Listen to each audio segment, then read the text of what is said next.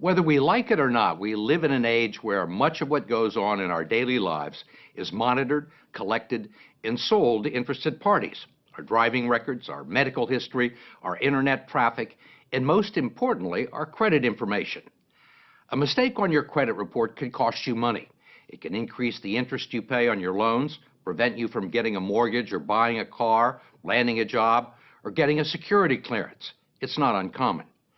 A new government study to be released tomorrow indicates as many as 40 million Americans have a mistake on their credit report. 20 million have significant mistakes.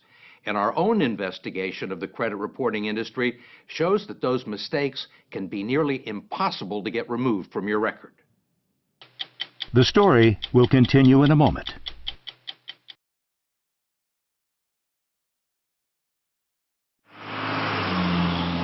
Consumer credit reporting is a $4 billion a year industry dominated by three large companies, Experian, TransUnion, and Equifax. They keep files on 200 million Americans and traffic in our financial reputations. They make their money gathering information from people we do business with and selling it to banks, merchants, insurance companies, and employers, and they use it to make judgments about our creditworthiness and reliability. But now the reliability of the industry is being questioned in an 8-year Federal Trade Commission study to be released tomorrow. John Leibowitz is the chairman. Here's what we found. Some pretty troubling information. 1 out of 5 Americans has an error on their credit report. And 1 out of 10 has an error on their credit report that might lower their credit score. I'm trying to think of another industry where a 20% error rate would be acceptable. That's a pretty high error rate. It's a pretty high error rate. I think the more we look at this and the more the American people know about this, the madder they're going to get. Ohio Attorney General Mike DeWine has opened his own investigation into the credit reporting industry, which for years has blamed mistakes on banks and merchants that provide them with bad information. But DeWine argues the fault lies with the industry for what he says are clear violations of the Fair Credit Reporting Act. Do these companies have a legal responsibility to make sure that the information is accurate? The federal law says that if you believe that there is a mistake, you can go to them and they have an obligation to do a reasonable investigation. They're not doing a reasonable investigation. They're not doing an investigation at all.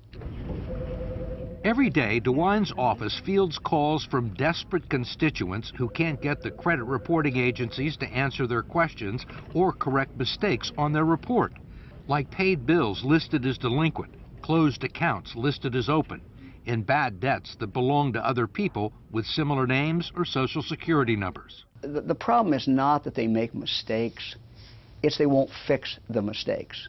It literally is like this, guy behind the curtain in The Wizard of Oz. You really don't know what he's doing.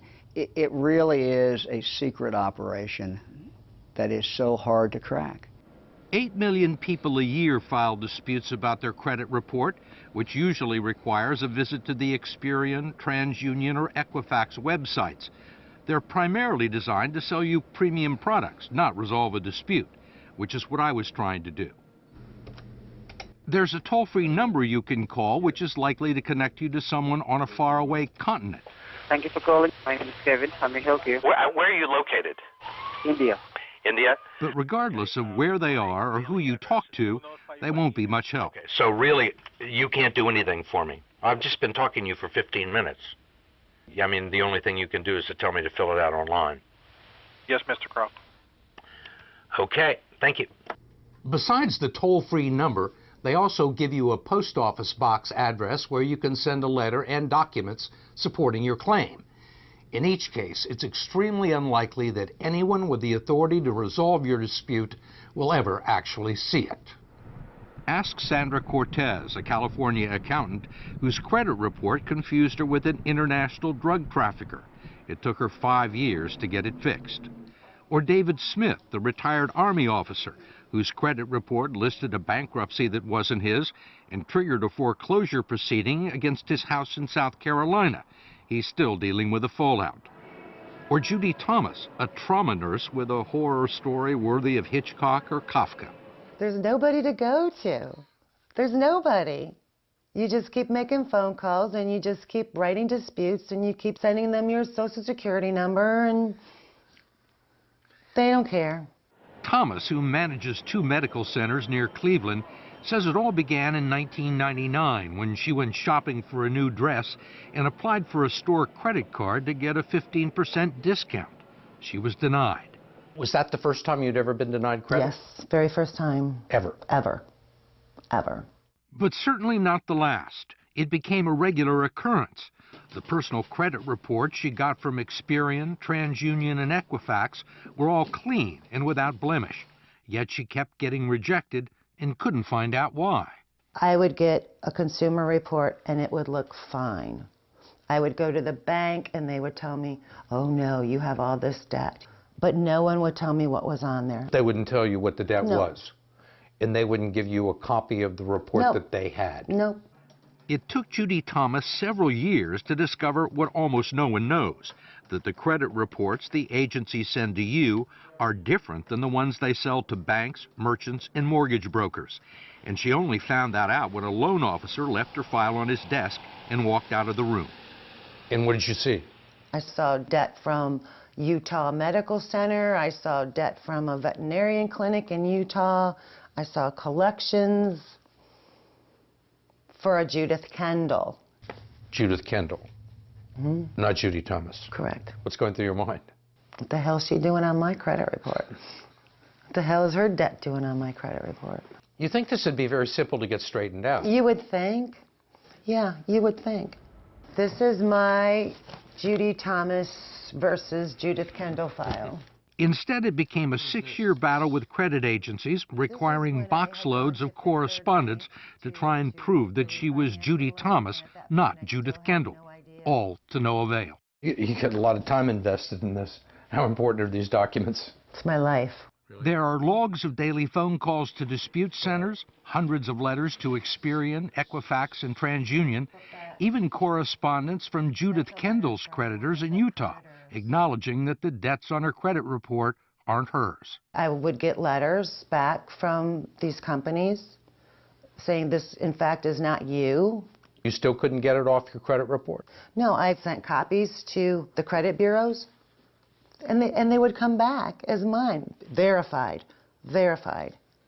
I also hired a local attorney to try and straighten it out. We had everything certified, that this is Judy Thomas, this is where I live. I've never gone by the name of Kendall. I've never even been to Utah, let alone owing a cable company in Utah. And what happened?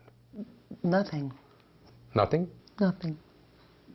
What kind of problems did this cause for you? I couldn't refinance. I couldn't take advantage of the interest rates. I couldn't get a car. I couldn't co-sign for my children's student loans. And I'd worked hard for my credit. And these people were taking it away from me. Finally, Judy Thomas took the only recourse available to her. She sued Equifax and TransUnion in federal court.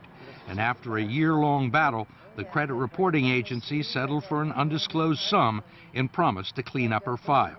Did you think it was going to take a federal lawsuit? Heck no, it just takes a human being going, wow, this isn't Judith Kendall, let me fix this.